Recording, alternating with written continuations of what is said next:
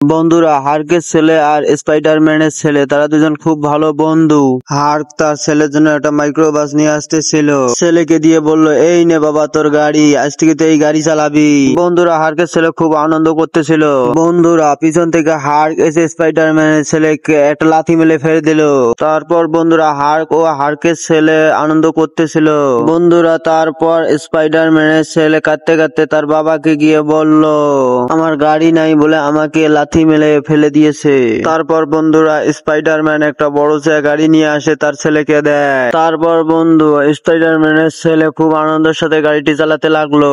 তারপর বন্ধুরা, হার্ক ও হার্কের ছেলের সামন দিয়ে গাড়িটি চালাতে লাগলো।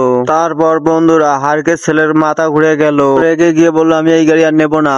এটা দেখে বন্ধুরা, স্পাইডারম্যানের ছেলে আনন্দ করতে লাগলো। হার্কের ছেলে গাড়িটা দেখে এসে হার্কে বলতে লাগলো, আমাকে ওই গাড়ি নিয়ে দাও, আমার ওই গাড়ি খুব পছন্দ।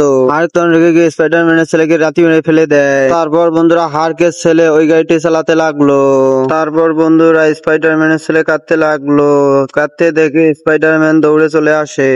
বন্ধুরা, স্পাইডারম্যান রেগে গিয়ে বলল, আজকে আমি তোকে মেরে ফেলবো। হার্ক, আজকে তুই বাঁচবি না আমার হাত থেকে। তারপর বন্ধুরা, হার্কে করত দিয়ে কাটিয়ে দু টুকরো করে দিল। বন্ধুরা, স্পাইডারম্যানের জন্য লাইক এন্ড সাবস্ক্রাইব করে দাও।